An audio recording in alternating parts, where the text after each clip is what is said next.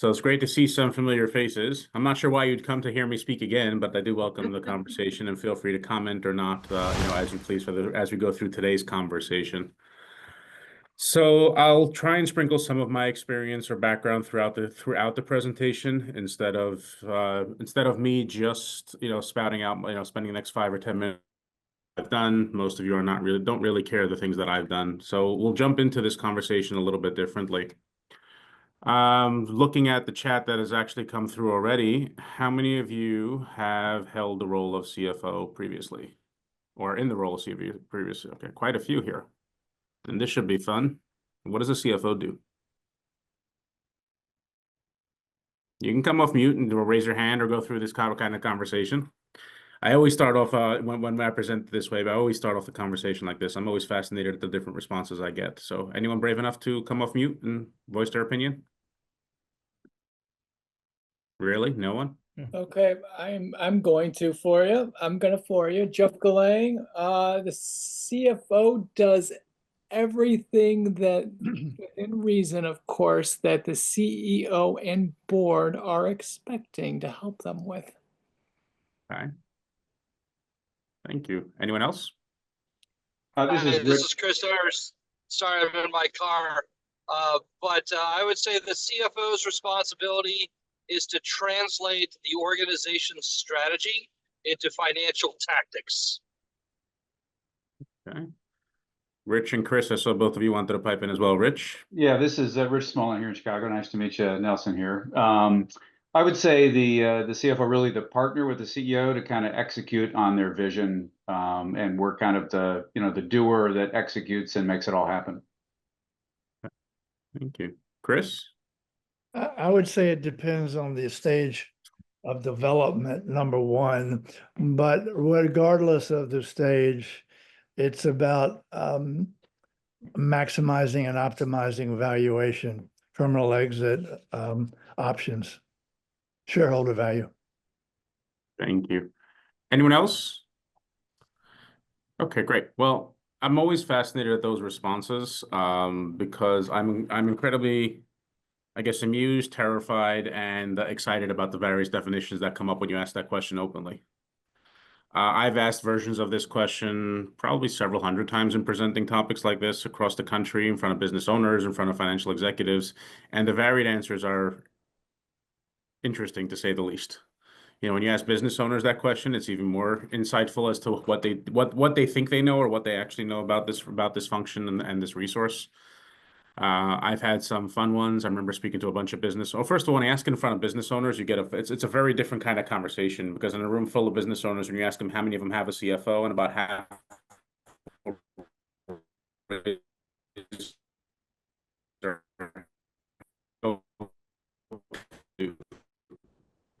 every single time when I ask that question in front of the second. Wait, I see I'm unstable. Hang on a sec. Can everyone still hear me? Now we can. Now we can. Okay. You cut out for a while. Oh, sorry about that. If that happens again, just pause it or just ping me in the chat on that side. Where I am is supposed to have a stable internet connection, but we all know how well that works. But when I ask this question in front of business owners, again, half will raise their hand, and then the same two things happens when I ask them what they think a CFO does. The first is dead silence in the room, and the second, you see a look of panic on about half the business owners who raise their hands, like, "Oh, I hope he doesn't actually call on me." Because when I pull them into the conversation, the different responses we get from business owners, many of them have CFOs, is, well, I had their visceral response, which was incredibly amusing, when it's like, "What does your CFO do?" And it's literally from this business owner of a sizable organization, was, "Annoy me." Like that was his response to what his CFO does in his organization. So I'm like, okay, I think I may have touched a nerve there. But I've had conversations, everything from basically doing the books to basically being a right-hand person. I had one fun one, which was, we don't have a CFO, we have a CFNO, which I found incredibly amusing from that business owner's perspective. The point in when I go through these conversations is that in recognizing this, even just in this conversation in a room full of financial executives, is that there is no official definition. Other than standing for chief financial officer, we all know CFOs who are basically bookkeepers, and we all know CFOs who are basically the CEO of these organizations and everything in between. So in our practice and what we focus on is more, what is the role of this function? What is it supposed to be doing? And therefore, what is it that we as CFOs, how do we support organizations like this? Now, I think, Chris, as you mentioned, obviously, depending on the maturity level of the organization and the rest of the team, there is no specific, like, no, it only does this and not that, not this. CFOs of really large multinational or public companies will have very different responsibilities than a small to mid-sized business. I know most of you come from accountants, but I always pull this up to say, basically, you can definitely rely on accountants to come up with an overly wordy, but utterly meaningless definition of the role. And if you're extremely bored, please feel free to read that. In general, I try to avoid reading out slides to you. There will be a copy of the slides. Again, I'll send to Lynn and Joyce afterwards that they can distribute to the rest of the group. So I'll send a copy of the slides as well. But they did get a little better in moving forward with their definition of the CFO role, and it's evolving from what most of would think of as the transactional and cost efficiency to actually getting better towards the forward-looking focus of this. For myself, I used to describe my very first CFO role was my responsibility to make sure as much money as possible comes in and as little as possible goes out. Now, obviously, that's a little bit more of a gatekeeper role. And one of my early mentors actually called me on it, but we'll refer back to him in a second. But it used to be this, but really the role is expected to do much, much more now in organizations. And we'll say CFO, but ultimately this is true of any financial leader within an organization. So you can replace CFO with whatever title that usually senior level person is, and it varies based on the size and maturity of the organization. But whereas once the CFO was seen as that gatekeeper, now you really are called on to do a whole bunch more within organizations. And this keeps changing as technology keeps shifting, as regulations keep shifting as well. Deloitte actually wrote this paper, and this is more than 10 years ago now when I first started using this, but it's still today where you have the traditional roles of the operator and steward in an organization, and then you have the new roles. Going back to that same mentor I referenced earlier, that particular one, when I showed him this article first, he started laughing. He says, yeah, we used to just call them good CFOs and bad CFOs. The point in referencing this is that as leaders, we are called on to do much more within organizations. And what does that really look like for our roles, whether it's full-time, fractional, part-time, virtual, outsourced, to take your pick for terminology. But this is true across every organization, across every leadership role that we take on. So we start defining what some of the functions and impact looks like for some of these titles and roles. Now, none of these are specific definitions. We built this to demonstrate to you or to highlight that how some of these roles play out. One of the first things I tell organizations, and when I present like this, is none of the titles matter that are listed there under the function side. There are some organizations that we support where it's just us and a bookkeeper or us and a bookkeeping service. And there are others where there's 20 people in the finance and accounting function. The title and layers don't matter on the function side. What does matter is everything on the impact side. Because no matter how big or small that financial function is, everything on the impact side is still required.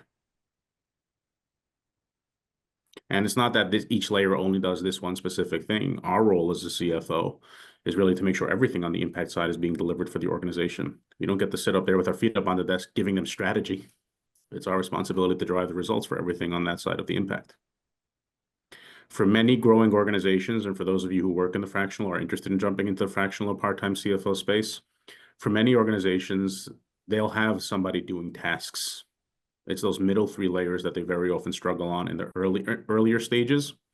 And in the later stages, it is that leadership and execution piece that they'll struggle on at that level.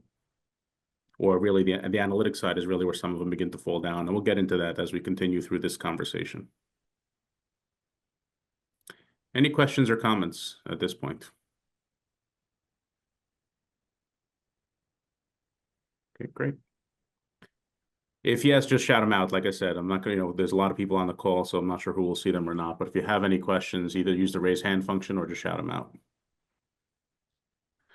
So when we start thinking about what does the function actually look like, what is the breakdown of this finance and accounting function, and what is it that we as CFOs or someone who's playing the CFO role or wants to deliver the CFO service, what is it that we're driving within organizations?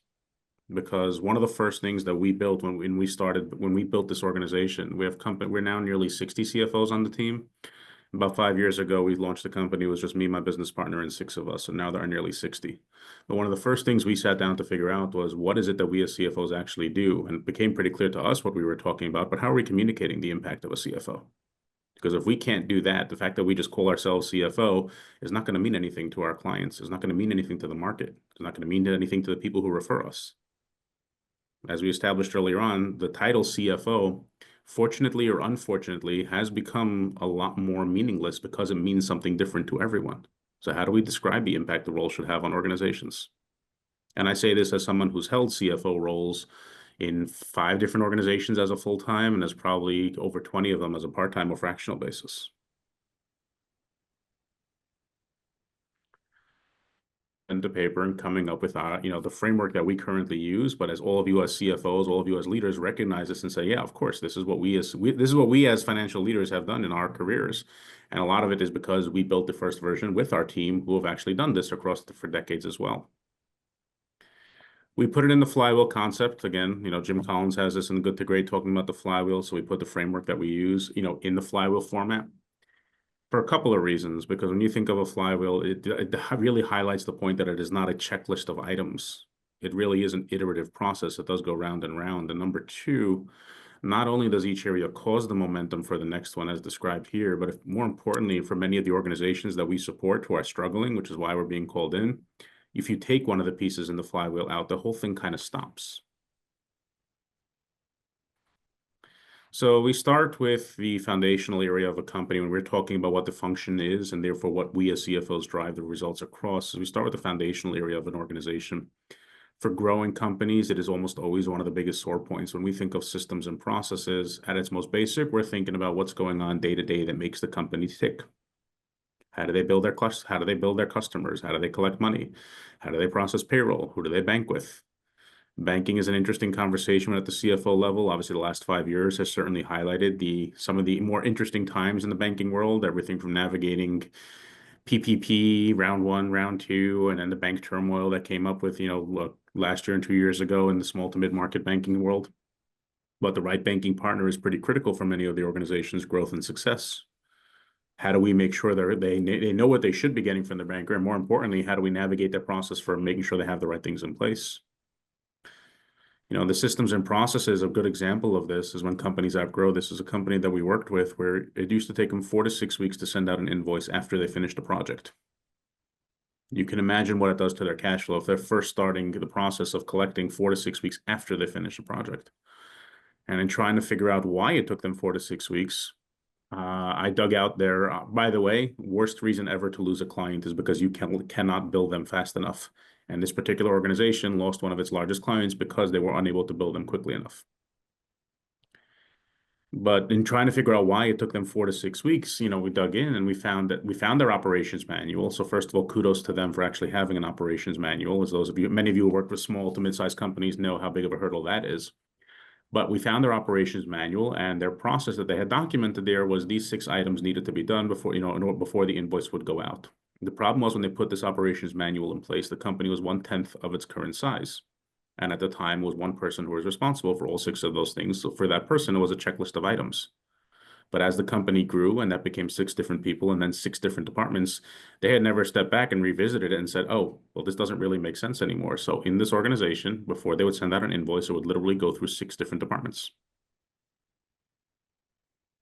So we cleaned that up and now they invoice within 5 days. The point is companies very often outgrow these and they don't recognize where the pain points are. What they knew is they had cash flow problems and they were struggling to get funding and they're struggling for the right banking relationships. Then what they didn't understand is where it was coming from. The symptom was clear, the actual problem was not, which is very, very common in the space. When we talk about systems, sure, we worked across me personally, I have had the privilege of working across nearly 24 ERP platforms. And the one thing I will say with absolute certainty is they are all terrible and they're all wonderful. But we get asked all the time, which system should they be using and why, whatever that is. Any system that gives them the information they need is really what's most important, but they have to be capturing it correctly. We spoke to one where they spent $750,000 before they spoke to, about 2 years before they spoke to us, implementing a new ERP. And by that implementation had gone so poorly that by the time they were speaking to us, they were back to managing their projects in paper folders. And at the end of my first conversation with them, is like, okay, should we send you our financials? And I said, well, you can, but frankly, it won't be worth anything. From what you've just shared with me, I can't trust any of the data anyway. But that's, again, the foundational area of the organization. We think of what's going on at this level. From there, we move on to reporting. Now, reporting is the one where probably most people think of when they think finance and accounting people, as we do the financials. And of course we do, but it's just one piece of it. Reporting is more than just financial statements. Reporting is about insight. What is it that the owner, that the leadership team needs to see on a regular basis that gives them the insight to make the decisions that they have to on an ongoing basis? And there is a tremendous difference between having data and having another report than having insight. I always like to bring up this graphic to highlight the difference.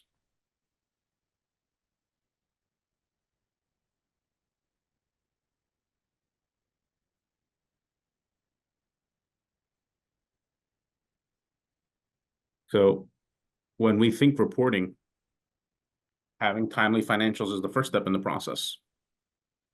Having actual metrics that you measure that says how performance of how things are going is probably more important. But then flexing into other operational KPIs is really what drives your overall organizational growth and success. There was one company we started working with. We're going through a management meeting. The CFO on our team joined the organization, and for 3 months, he's sitting in their management meeting where they'd review their 4-page P&L.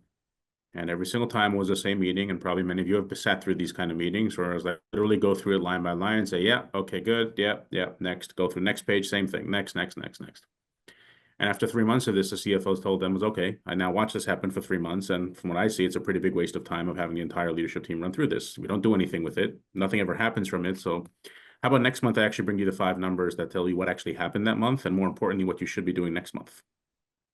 And that's what they shifted that meeting to. We live in a world of data. We can pull any report we want. Does it actually inform the decisions we need to make?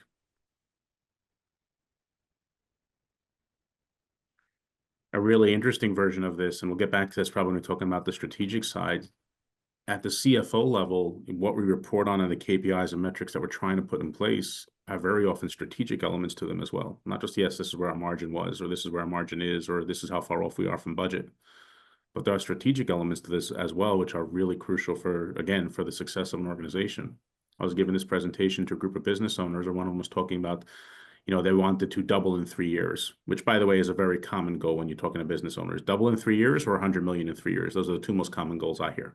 But we'll get into later about why those are goals. Why framing goals that way is usually a first step in the problem. But this particular company wanted to double in 3 years. And it's like, okay, great. What needs to happen in order to do this? And he went through his whole plan of how they were going to do it. But for that particular organization, it was, okay, so what do you actually need to be doing this month that's going to help you get there? Because that's the information we can track.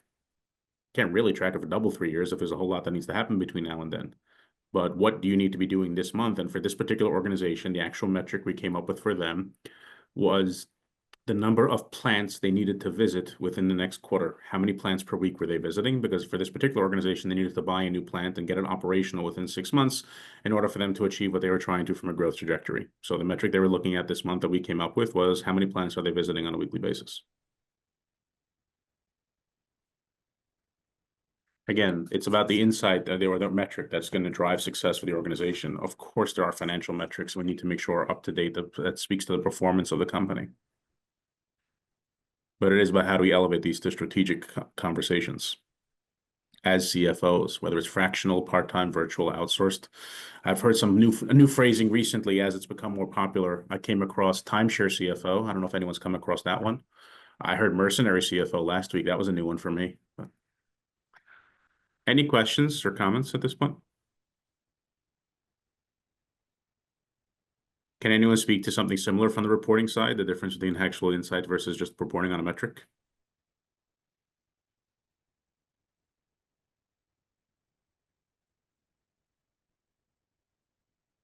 I'll speak up. I mean, what the biggest problem that probably we all face is that we are talking about stuff or would like to talk about stuff that nobody else understands.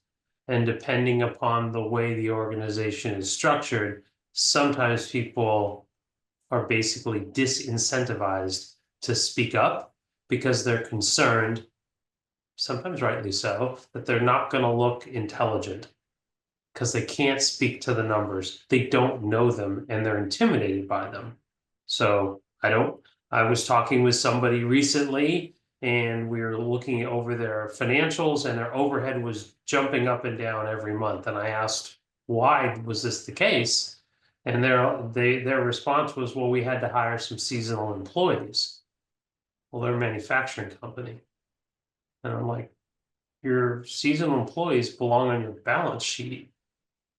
They're part of they will eventually be part of your cost of goods sold. But if you brought them in now because you're staffing up or building up inventory for, let's say, the summer months, that won't hit your P&L now, but you've decided to put it on your P&L.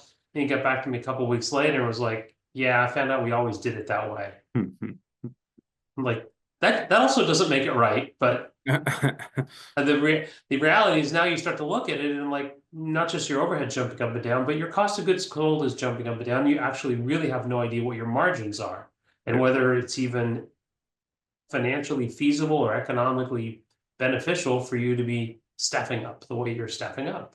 You basically have junk that you're trying to read.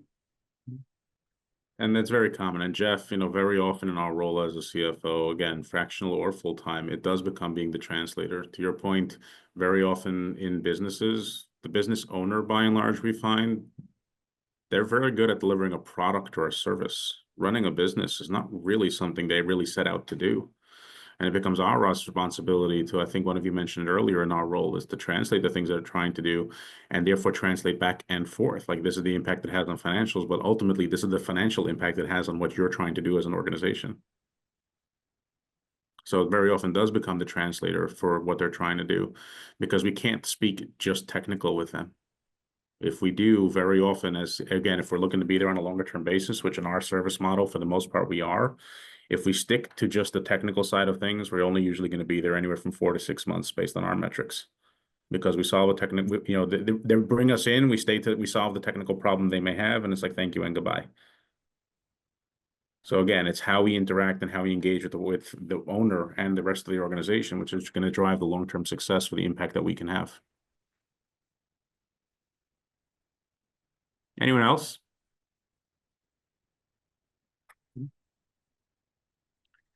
All right. Well, in that case, we'll continue here. So from reporting, we start looking at cash flow, or cash management, which starts with looking at understanding cash flow. For most organizations, this ultimately is what speaks to their demise. Should they actually end up failing, that number, that metric over there, I actually think is low, because if anyone's worked with a company that actually went out of business, almost always the final nail in the coffin is cash flow. So I actually think that number is low. But for those of you who work with business, again, it's like, okay, do they understand their cash flow, and do they have a forecast in place? For us, this seems pretty commonplace. Sure, of course, you need to have this mental forecast in place. We do 13-week, we do 2-year, we build whatever we want from a model perspective. What are we actually looking at, and making sure that the people who are making the decision in the business understand the cash flow and implications of it? Companies run into cash flow issues for all different kinds of reasons. Do they understand why they're running into these issues? We had one company that we worked with where their cash flow issues that they ran into are actually, ultimately, the root of their issues were actually from their accountant, from their tax accountant. It was again, fascinating company. Started in the driveway of his parents. Basically, is when he started this company as a teenager, built the company. Again, sizable organization, but he was a young entrepreneur. And so when he first hired his first accountant, what does he tell them? Sure, how can we minimize taxes? Now, we'll leave the illegal ways of how to do that for a different presentation, but obviously for those of you who've been involved, there are many legal ways to minimize taxes in an organization. And for this particular one, what the accountant failed to do essentially was actually explain to this business owner the implications of showing you're not making any money. And so when he was growing and needed to buy inventory, and he went to a standard bank to actually fund it, the bank wouldn't lend him any money because his tax returns showed he wasn't making any money. And so he did what all of us do when we're faced with a problem and we're looking for the solution. He went to Google. I don't know if anyone's tried Googling business funding, but good luck trying to pay the rates, what the results of what you'll end up with. And unfortunately, that was something what this person did. So thankfully, it was not an MCA, for those of you who've had that privilege. But it was the 0.0001 rate below usury, essentially, is what he ended up with and what he was paying by the time he was speaking to us. So we changed his accountant, we cleaned up his books, we brought him to 2 banks that took out that kind of funding, and then gave him a real line of credit. The point is, the origin of cash flow issues is all over the place for these organizations, and it goes back to, which is why it goes in order from this, You need to have the reporting to have this information. You need to be able to capture it in your system in order to be able to look at it on a regular basis. There's a reason why these pieces go in order.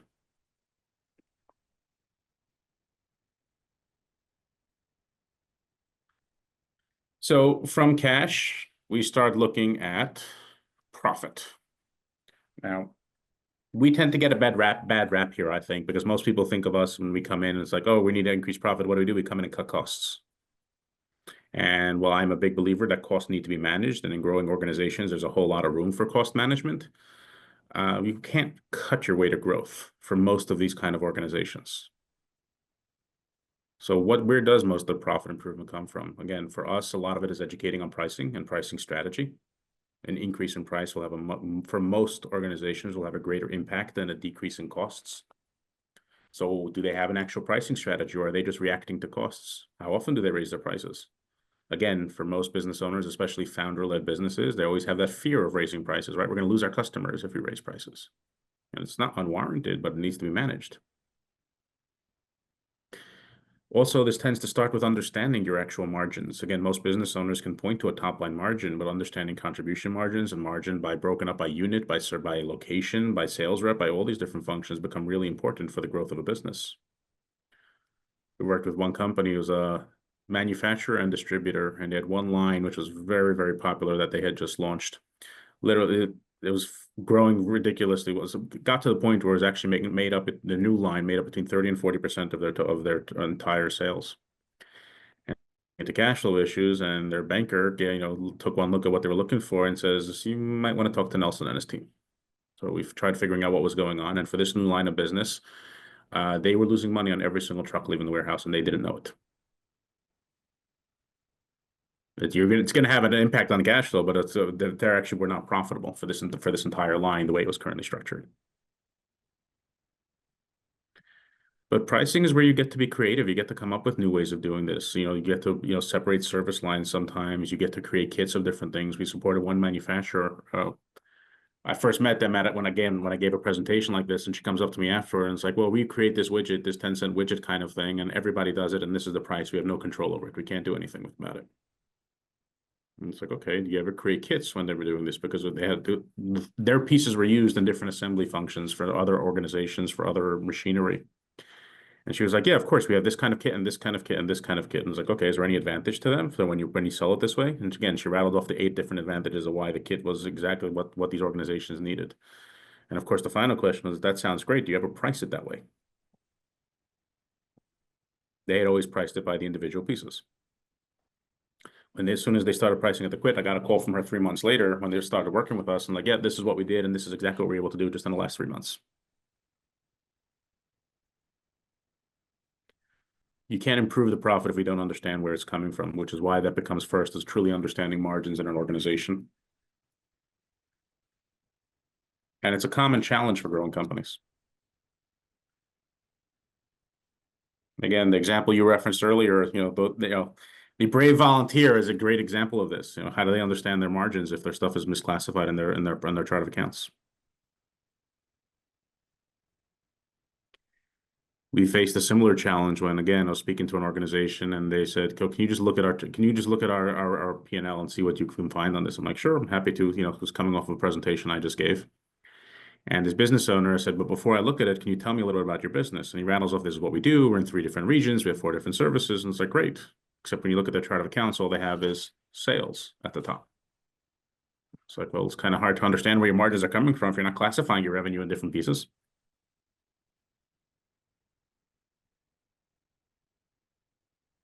But from profit, we look at goals and strategies, which is really, again, going back to where we started this presentation a little bit, going back to really the impact the C-suite level financial leader starts playing on an organization, which is at the strategic level. That quote that I have listed up there, I don't know if you know, all the other quotes had the person. This one I have down as attributed because I actually read through most of the Franklin papers. I don't think he ever said anything remotely like this, but it's a great quote, and most people say he's the one who said it. If anyone does know for certain, please let me know. I'd love to update this, but for right now, I just listed it as attributed. But when we think of goals, this is really truly understanding where the organizations that we serve, where are they trying to go? Because yes, they have a symptom. Yes, they have a problem. That's why they're calling us in. That's why they're looking for help. You know, again, on the CFO side of things, on the fractional as a service, or from their CFO that they're hiring. But understanding where is it they're trying to go is really the actual understanding how we can actually support them. So what are their goals? Because even something as simple as budgeting without a clear goal in mind can look something like this.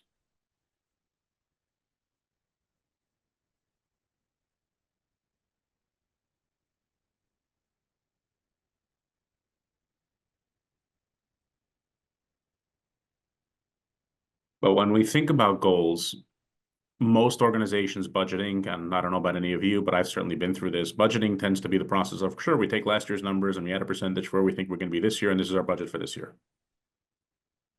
At our level in our conversations that we have with clients, as well as what we train and mentor our team around, is like, okay, that's great, but budgeting really needs to be more of a strategic level conversation. Where are we investing this year that's actually going to help us achieve those goals? So we have to understand what the goals are. We also try and separate a goal from a measurable target. You heard me reference earlier that many of these companies, their goal is 100 million in 3 years, or whatever number metric, get 1 billion in 3 years they were going to do as well. What is the actual goal they're working towards that is represented by that number? How do we separate the two as a concept from the actual number? We want to take the number as a measurable target on if we've achieved that goal. But we like to think of those two things separately. It makes for easier decision-making within an organization. It also helps understand some of the processes and function that needs to be built around it. Going back to that earlier example I gave, when the person was able to recognize that they were trying to grow by that amount, that quickly within that period of time, the metric that they were then able to create was much simpler for them. Yeah, we need to be visiting these number of sites because this is the goal we have, and this is how we're actually going to go get there. Without the clarity of a goal, we weren't able to support them on that side. When I walk into a business owner's office and he points to a picture on his wall and says, I want to be there in 5 years, and it's a picture of a boat. It's like, great. That means we're going to have to go through some kind of exit planning. It means we need to scale the organization so it gets a sizable enough exit. That means we need to make sure the organization is not dependent entirely on the business owner. Again, when we're thinking at the CFO level, this is not just sure we're going to make sure you have financials that are going to get you there. It's how do we involve ourselves and drive the organizational success in line with the goals that we get to help them set.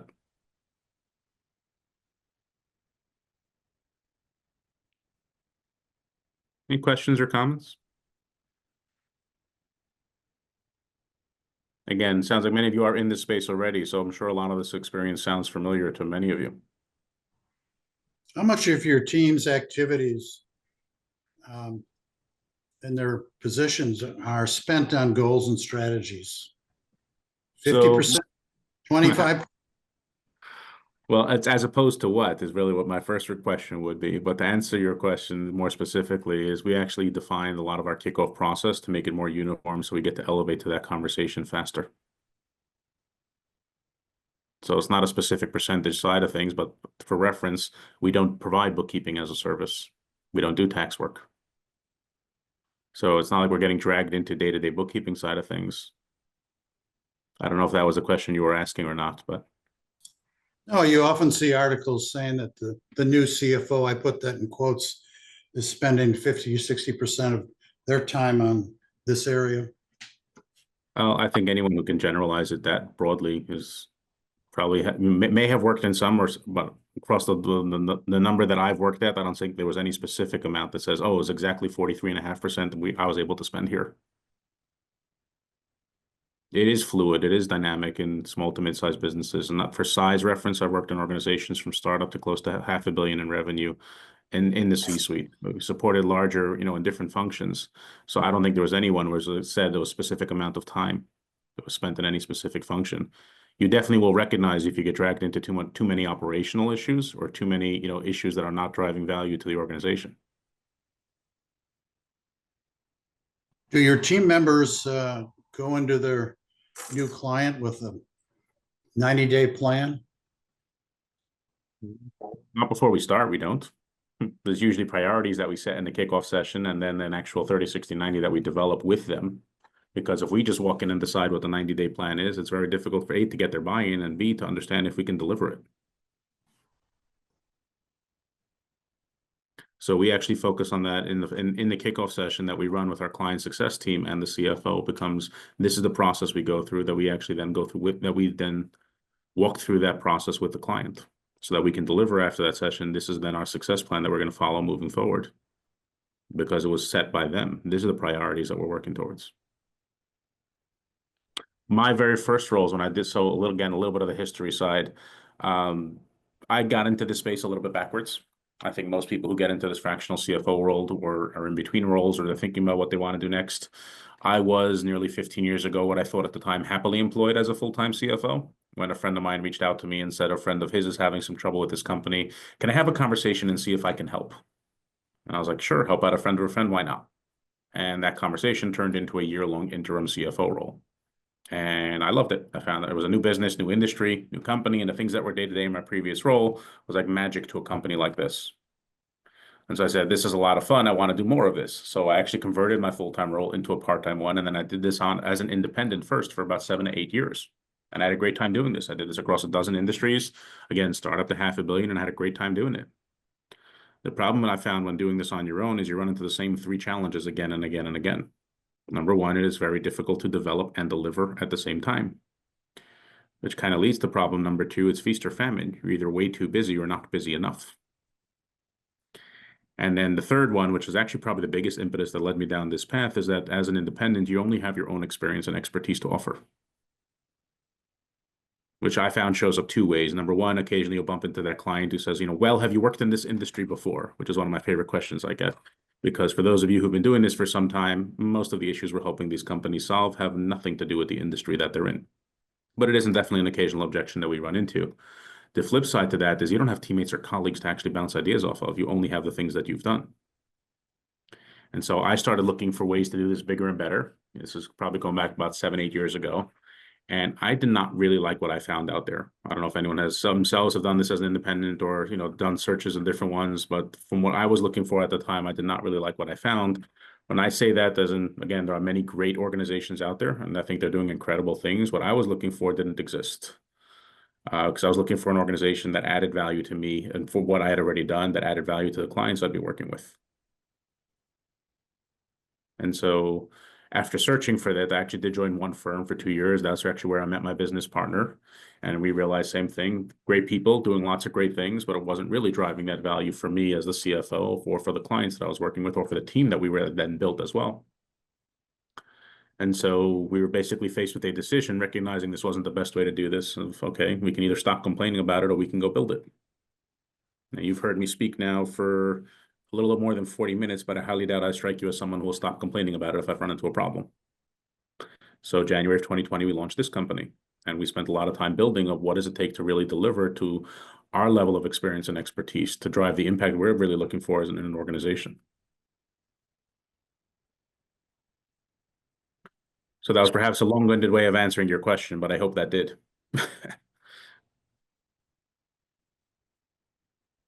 Did that answer your question? Nelson, I have a question. When you were building your business, what was your biggest source of new business? So new business is a lot of again, there's a lot that comes through referrals, a lot, but more than referrals, because most of us who want referrals, like, oh, I met this person, they should be able to send me referrals. Great. And you wait there with your hands open, waiting for the phone to ring. So a lot of our focus became, once we built out how we define the impact of the CFO, how are we communicating that to our referral partners? How are we qualifying our referral partners? We have very high standards for the people we work with as referral partners, both to our clients and the one we actually get work from our clients for. Once we started building out the brand, then it became sure. And then we have blogs and videos and podcasts and social media. We have events that we sponsor and hold. We built out all of these different pieces as an organization. Different members of our team are involved in different pieces, but it's with our support. It's with the tools that we give them. So again, broader question perhaps, but ultimately there's a lot that comes from referrals, but it's not just, again, I met this great accountant who's going to send me all of his clients. It becomes, how are we educating this accountant on how we're going to make him look like a hero if he works with us?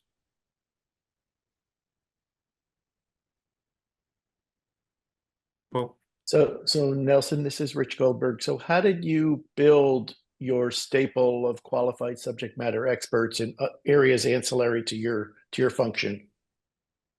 so I guess I had the privilege of starting off with a team of 6 because I actually knew the 6 from coming from previously. So a lot of it came down to what is it that they need to be able to do? And this goes back to where we're starting this a lot of this conversation here. You know, as CFOs, yeah, we had some experience that flexed across different things, but they keep making up new industries. I mean, currently we're working in 28 or 29 different industries, and the number seems to keep growing because they keep making up new ones. Like there are some industries where it's not like you would have, oh, do we have an expert? For instance, we work with a horse farm. Anyone here is an expert on a horse farm, by the way? No, but we now have had 3 clients in that space because we started with one. It's like, this is great what you're doing. You know, can you help this other person we know?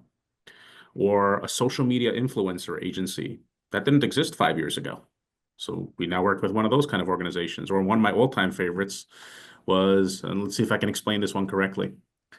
It's a company that protects employees from the cyberbullying of their customers. Again, it's one of those kind of things that don't really exist. It's not like we have a subject matter expert on any of that side of things. So a lot of it came down to understanding what are the drivers of success? How are we communicating the impact that we can have? And therefore, how do we make sure we're able to deliver that impact to our clients? So it's not about, oh, do I have this person who can do this thing specifically? Sure, we very often do. So one of our team members, you know, on one of our podcasts, we interviewed several of our team members on their road to ProCFO Partners, and he said it better than I can for sure. His exact words were, you know, when going through his own background, which is pretty impressive, even by our standards. And the person who's doing the interview says, wow, it sounds like you've done just about everything. And his immediate response, which I could not have paid for a better one, his immediate response was, who, me? No, I haven't. But here at ProCFO Partners, we have.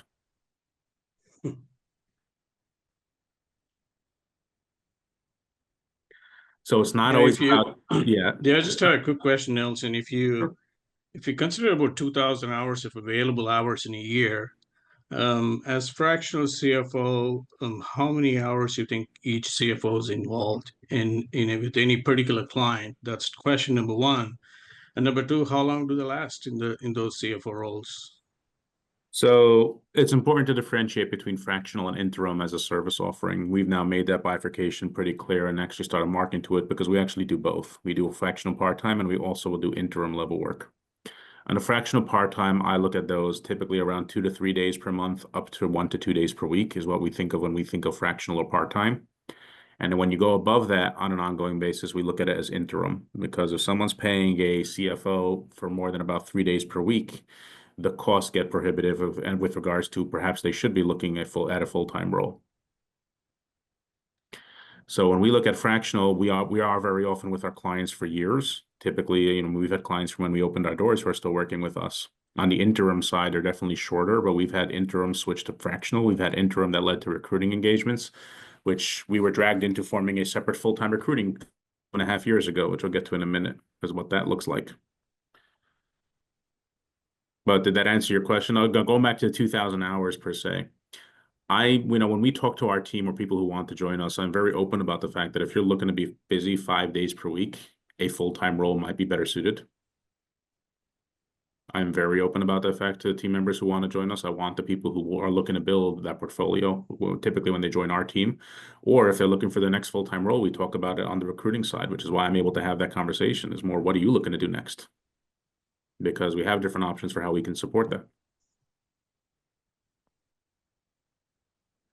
Usually from our team, going back to your question, we're looking for people who want to be busy. I'll call it loosely between 1/2 and 2/3 of their time. Is typical we find is probably ideal from a fractional side. So think of it as 10 to 12 days per month, up to about 15 to 16 days per month, roughly. And we look at days because we never bill our clients hourly. Our clients have enough lawyers billing them in 6-minute increments. They should never think about whether they pick up their phone to call their CFO based on a bill they see at the end of the month. At least our perspective. And there are many who work on an hourly model, and it's fantastic. Our model has always been that side. We never bill hourly. Do they all work remotely, or do you expect them to go in person to the office? So my perspective on this is, if our client is entirely in an office somewhere, we cannot be a leadership member of that team if we're just a box on the screen. So we kind of have to meet their model to some degree. It doesn't mean all of the work we do needs to be in their office sitting in a conference room, but if they're all in an office somewhere, we can't really be a member of that team if we are the one removed from it. So we'll very often go to our clients for on-site kickoffs. If they're in a region where we have boots on the ground, we'll obviously do some kind of hybrid function. But we're also not the McKinsey model of trying to fly in Monday and fly out Thursday either, because it doesn't make sense for them to pay for that kind of travel. So we'll go out for a kickoff, we'll go back on a monthly or quarterly basis. But from my own perspective, that's generally the way I tend to look at it. Again, there isn't a right or wrong. I'm just sharing things that we've seen across the hundreds of clients that we've supported now.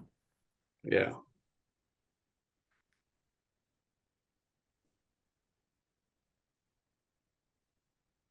So I'll mention the recruiting side just because now as we started asking some little more about the things that we're doing, I never wanted to be in the recruiting space.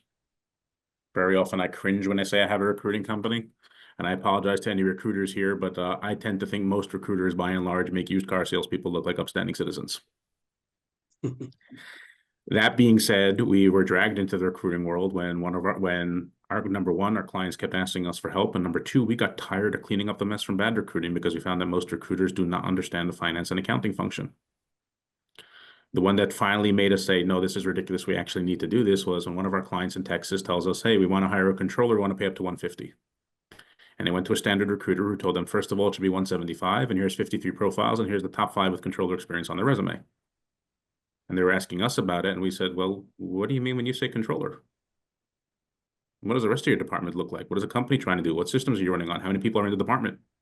And at the end of our conversation, we basically told this business owner that, no, you don't need a controller, nor should you pay $150,000 a year. You actually need an accounting manager, and you should only pay $95,000 a year. But no recruiter would ever tell them that. And so in the recruiting space, we do managerial level up through C-suite. So we'll do accounting manager, director of finance, VP of finance, controller is a very common one, as well as chief financial officer. Because we'll do controller searches for small to mid-sized companies. We're in the middle of one controller search for a $250 million company that's looking to scale to $1 billion. They need an experienced person at that level to continue to support that. So we launched a separate recruiting company for that side, which is Financial Growth Recruiters, which is why, again, when people speak to us and we're introduced to talent, it becomes, what are you looking to do? If you're looking for your next full-time role, great. Then let's help you get there. If you want to go into the fractional space, sure, let's talk about that and see if this is a fit for you.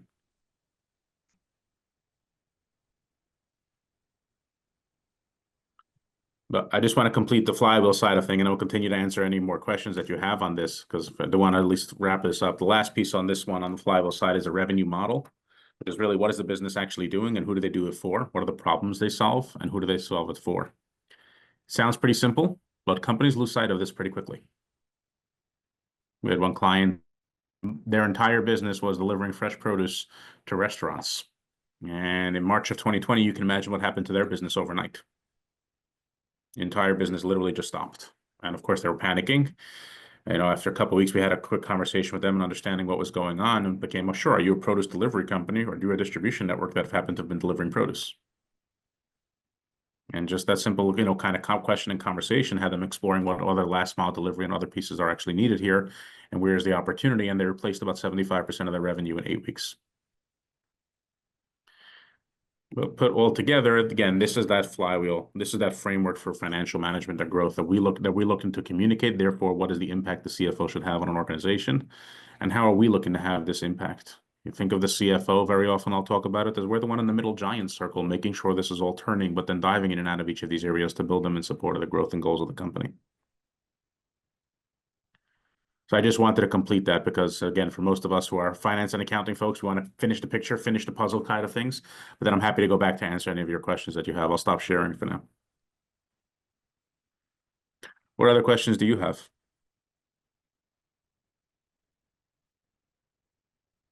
Where are you located and what's the region that you cover? We've had clients in 41 states. Me personally, I live in New York City. So we have obviously over there just because that's my own backyard. My business partner is in Chicago. So we have a building our team, continuing to build and invest in our team there. Boots on the ground currently, we have in Texas, Missouri, Detroit, Atlanta, South Florida, as well as a few other pockets and areas. We tend to look at it as where do we think we can make our team successful, as opposed to more where are the geographic boundaries that we're looking to maintain. Your staff W-2 1099s? Sorry, what was that? Is your staff W-2 or 1099s that you're using to deliver the service? 1099. and is deliberate on that side. We keep in top, we keep in front of all the regulation side of it, but we find the profile, the person who is most successful this way typically wants to be more entrepreneurial, typically wants to look for this kind of flexibility on that side. So we're trying to stay in front of what is that line we need to walk to deliver for our clients and deliver for our team. We may move to W-2, we may move to different models as we continue to grow and scale, but for right now, we've maintained the 1099. Nelson, so I'm curious here. In my experience, best-in-class CFOs are not just financial partners and strategic partners, but also operational partners to the CEO and to the other leadership overall. And when you're looking at it from that kind of broad, encompassing perspective, how does your firm approach? How do you have that kind of an impact on an organization when you're only there a handful of days a month? So I think some of it speaks to what kind of organization we're talking about and what does that really look like. Again, for our model, the way we work with our clients, we're not locking them into a term. There's no specific side like, oh, we're delivering this within 30 days for you kind of thing. We're entirely month to month for most of our clients. So we have to be delivering value. This goes back to how do we understand what is it they're trying to do and how do we drive that execution as leaders?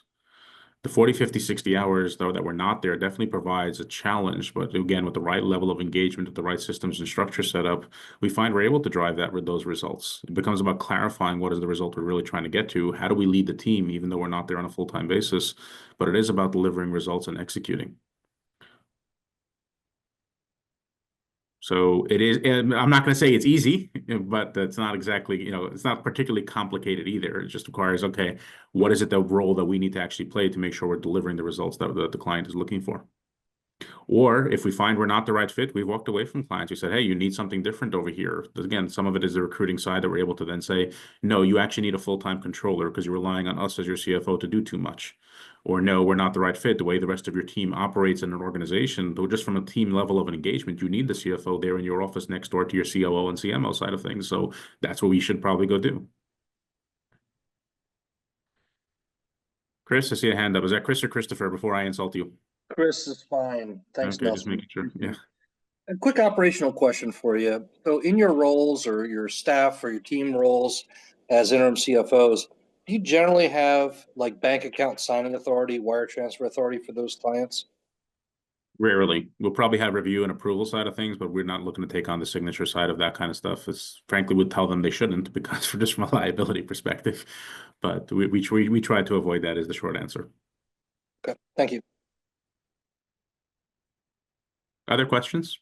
This is Nick Primus. Do you see many people kind of gravitating to this type of role as a step towards retirement? Kind of like a semi-retirement role, or So it's interesting you say that. I'd say probably 10 years ago, I would have said much more so. I think, across our team, I'd say we probably have 3 profiles. We definitely have that, the ones who are stepping towards retirement. That's I'll call it loosely. I'll break it up into decades of age for the essentially that's certainly one decade. We'll call it loosely, and I'm not holding it specifically to an age number. We find one about a decade earlier than that, where those who've been very, very successful in their careers and they don't need the job per se, but they want to be very busy. Or one of the CFOs literally will tell me, Nelson, I'm too young to play golf and tennis for the rest of my life. I got to be, I want to be doing something. What we're coming across more now is those even a decade previous to that, where they reach that C-suite and it's like, really, this is all there is. This isn't all that much fun. I want to, I want to go back and live my life kind of thing. So the ones who get tired of doing the 12-hour days, 6 and 7 days a week, and they're looking to work differently. And frankly, a lot of it comes down to us understanding when they join us, how busy are they looking to be? If someone, again, is looking to be busy 3-4 days a week, great. How does that play into, types of clients we're seeing and their fit and their profile and their experience and expertise? Someone's looking to be busy much less than that, great. We need to understand it from our capacity planning and matchings process. So Nick, to answer your question, we see both. I really don't care what the number, what year they were born per se. I care if they can do the role that we need. And more importantly, that's going to engage with the clients, because I can say this person is an expert, but if a client is struggling to have the conversations they need to have with this particular person, it doesn't matter what year they were born. Yeah. Thank you. John? Hi, this is Eugenia. I have a quick question, and I hope you haven't addressed this, but if you do, I apologize. Can you expand a little bit more on the billing model? So our model, again, I'll share some here, but if anyone is interested in obviously having more specific conversations, please feel free to reach out. You know, for our model, the CFOs keep a slight majority of what we collect from our clients. We actually do invest quite significantly in both building out the team means the business development side as well as the client success side. And the client success side very often becomes, as great as we all have been as CFOs, none of us are probably account managers, customer success people, and all of that kind of thing, which becomes really essential for long-term success with our engagements. And so we built a lot of that kind of model out, as well as the IP that we're developing for how we continue to drive success and the processes and tools we teach our team. So from a billing model perspective, we'd probably on a price point, we're probably towards the premium end for our clients, which we're totally fine with, because we feel we need to deliver to that standard. And what our team makes is probably there as well. Overall, one of the metrics of success is that we have a certain threshold for people who want to be at least busy half time. Like there's the earnings we want them to be able to have within our organization. So I don't know if that specifically answered your question or not, but. Yeah, certainly. Yeah, and I'll definitely take you up on your offer to reach out directly. So thank you. Sure. Rich, 1 second. John, I know you were trying to speak before there as well. I just had a question. When you're matching the CFOs to clients, what's the most important thing? Is industry important? Location important? Personality? So how do you match? You have a 25 CFOs in New York or whatever. How do you decide which one you're going to assign to the different clients? So logistics, it starts with what's possible and then with what will work best. Ultimately, if they need somebody there 2 days a week type of thing, we're not exactly bringing someone from LA to a New York client. But at this point, we have enough of a candidate pool within the regions where that becomes less relevant. So again, out of the nearly 15 years I've been doing this, what I have found is the long-term success of every single engagement has more to do with the fit with the business owner than it does with the specific industry knowledge or nuance we walk in the door with. So how do we make sure investing in the fit with the business owner, so much so we brought in trainings to our entire team on some of the soft skill side of things. We're all technically brilliant. Again, that's to the levels where we are as leaders, as financial leaders. So the technical side is not the concern, but how are we making sure we're able to communicate this? How are we making sure it resonates with the business owner? How do we recognize how they make decisions so we can present the information and our arguments in a way that allows them to make decisions easier? Do you usually present like 2 or 3 candidates to a client and have them pick, or how do you do that? No. They wouldn't know how to pick. So we give them one CFO, and if for whatever reason it doesn't fit, then we'll bring in a different one. Okay, so you only one. All right, okay. Yeah. Sorry, Thank Rich. you. Yeah, 2 questions and kind of different themes. Kind of curious as to how you stratify your customer base from, is it revenue? Is it, kind of obviously it kind of probably runs the gamut, but my guess is, you need someone who can pay for the services. And if you're on the premium service side, it's probably not, startup friendly from that perspective. And then, well, let's start there. So let's start there. I got my second question.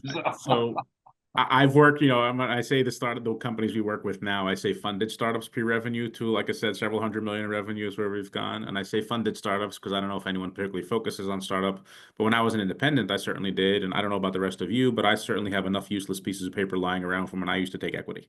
So as an organization, we built out, we are fee for service only. So Rich, to your point, they definitely need to be able to afford our services and make sure we're delivering value for those services as well. So we've had solopreneurs, but it was because they were highly specialized and extremely highly compensated by 8 different companies what they were building. As an organization, I'd say it's usually a few million in revenue, typically. For when we find our services become relevant, we will be launching our new service offering for companies that are smaller than that through a technology tool plugin that we're able to drive the insight from without actually doing much of the work day-to-day side of things. So most of them start at a few million, and our largest clients on the fractional side have gotten close to 100 million. We did one on a fractional basis that was several hundred million. Usually the larger companies need more on the interim side when it's transitional to something else. If there's an average, what would you say the average is? Well, we end up flexing higher than a lot of in our space that I'm familiar with. I think our average is probably now 12 to 15 million or so on revenue wise. But we Mhm. definitely have clients that are 2 or 3 million, and we have clients that are obviously significantly larger. We won't have a revenue floor. We just need to make sure we can deliver value. In our first conversations with them, if we don't think we're going to be able to deliver value for the fees we charge, we'll tell them that. It's like, hey, Right. we're not the right fit here, but here are some other solutions that might make sense for you instead. Nick, the The last customer. thing, because the last thing we want to do as it relates to we don't want to set our team members up for that kind of failure. They can't really afford you, so go in there, let's see if you can bill them for 3 months and then see what happens kind of thing. Like, that's just not going to work for them. The customer that's doing 12 or 15 million, what's that engagement? Is that a day a week? Is that a half a day a week? Couple days a So week? our engagements are typically 2 to 3 days per month, up to around 1 to 2 days per week. We usually try and set the level of engagement with some degree of flexibility. So think of it as a flexible retainer model within a range. We don't believe in the surprise billing. I don't know if anyone's tried doing that with their clients and see how they react when you suddenly bill them a whole lot more than they were expecting. Doesn't usually work out well. I know for all of us who've been CFOs, we certainly hate it when we get the surprise bill from any vendors we've used. So we try to make sure we're proactive with our communication and how we're actually driving that. So 12 to 15 will usually, I'd say, offhand be in the 3 to 4 days a month level of range, depending on what's actually going on. We've had $4 million companies that needed 1 day a week, but it made sense for them because it was just for 3 or 4 months, and then they scaled back to more 2 days a month. So we try and make sure our engagements are flexible enough to where we can meet the needs and, more importantly, drive the impact that the client is looking for. When you when you say 3 to 4 days a month, is that, is your resource really dedicating an entire day to that one client, or is it parts of a day summing up to a full day kind of thing? How do you think about that? The short answer is yes, because very often it becomes one or the other, depending on how the organization is structured. But some clients where we're going in 2 or 3 times a month, and yeah, that's the full day we're there. Everything else becomes, sure, there are meetings and calls and phone calls and conversations that go on around it. I had one of my team members who joked about it, says, yeah, this client, I bill typically between 2 and 3 days a month, but he takes it in 4-minute increments, is the way it was a joke. He was trying to drive the point home. And if anyone's worked with those kind of clients, you know exactly what I'm referring to. So to answer your question, Rich, it's sometimes one, it's sometimes the other. It's a lot more to do with what works, what will work with the client best, and frankly, what will work with the CFO best. Right. Okay, great. Thank you. Sure. Any other questions as we move to wrap up? I know we're approaching or have gone a bit past time here. Hi, Nelson. Paul Traeger. One other question. When you bring somebody new on board, you're getting them up to the, let's say, 10 to 12 days a month. How long a period of time does it take that person to scale up to that level? So I won't bring anyone onto the team if I don't think we can have them start, working directly with clients within 3 to 6 months. That's the standard that we hold ourselves to, because it comes about juggling the pipeline that we currently have, as well as location-wise and specific industry we have a need for. So I won't bring anyone onto the team, so much so that if for whatever reason they do join and they're sitting around too long, we'll have that conversation. It's like, hey, this doesn't seem to be working from a fit side or from what this looks like. Let's talk about whether this continues to make sense or not. Based on our model, we don't really benefit from just having more people up on our website. As an organization, I'm not really interested. Our metrics of success are not how many people I can, it's how big of a team we can build that's actually supporting the clients. So we look at ourselves really, Paul, as a dual mission organization. Every business owner deserves to work with an expert CFO to guide their success, but every expert CFO deserves a platform to practice in a way that's meaningful to them. And if we can't deliver on the second, we're not going to deliver on the first. Thank you.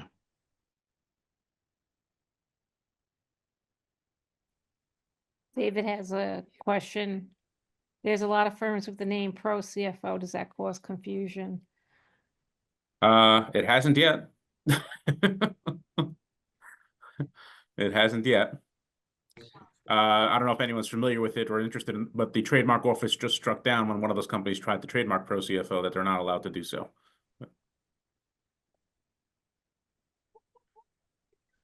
Quick question. So how do you deal with the differences between, so you think somebody needs 2 to 3 days a month, and then they're using up more time than that?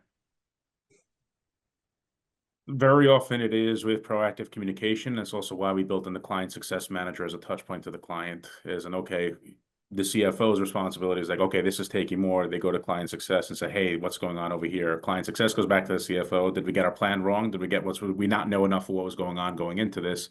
And therefore, how are we communicating this? Is it something that they're taking too long because they want their answers now, or they're taking too long because we scoped this entirely wrong when we started with this organization?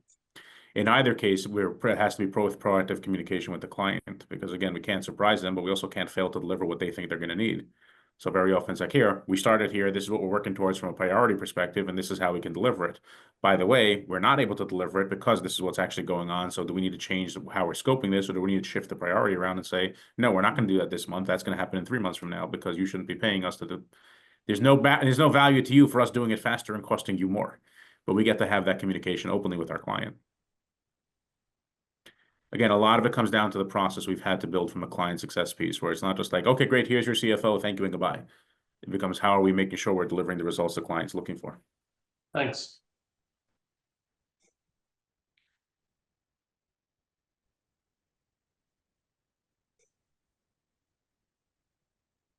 Okay.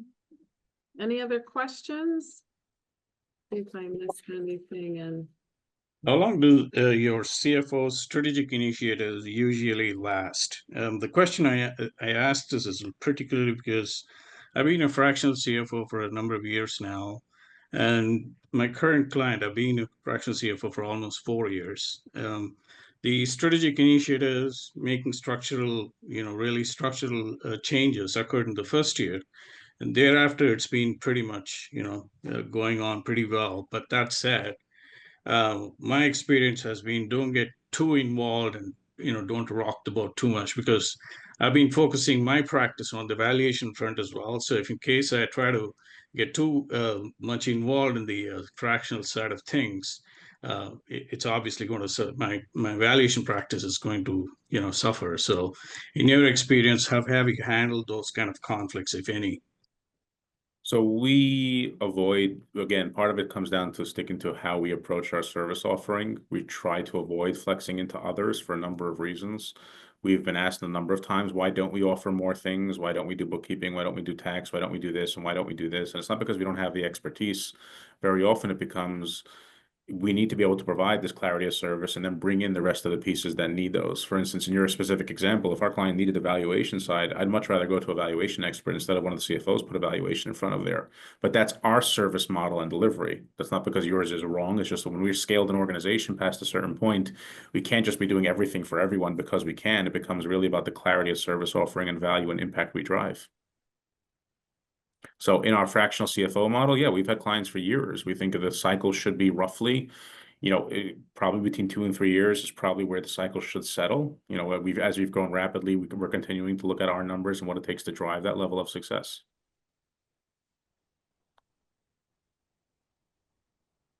You guys get involved in raising capital and selling businesses and things of that nature, or where do you draw the line? As their CFO, we do. So when it comes to raising capital, sure, I've had CFOs on my team who've been from startup through public several times. So they've been through every different kind of raise imaginable, and a whole bunch of other ones who've raised all different kinds of money. But it's as their CFO. We're not the sourcing of capital. We may have relationships, but I never sell on like, oh, use us and we're going to help you raise this capital. It's use us and this is how we're going to support your capital raise as your CFO.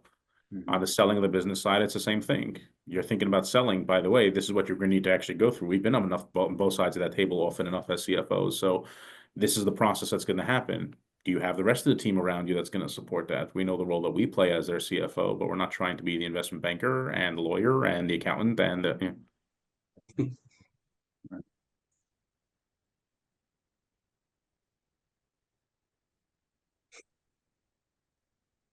Okay, Anything again, other than flat billing? Do you do any kind of success fees or anything like that? Or we don't do success fees. Success fees get messy. Aside from the potential legal ramifications of success fee models, we find that, again, a lot of it comes down to, there's the business side and then there's the practical side. The practical side is, it gets messier. What happens if we don't succeed there, kind of thing. How are we compensated in the interim side? Usually success fee have different service models until you earn that success fee.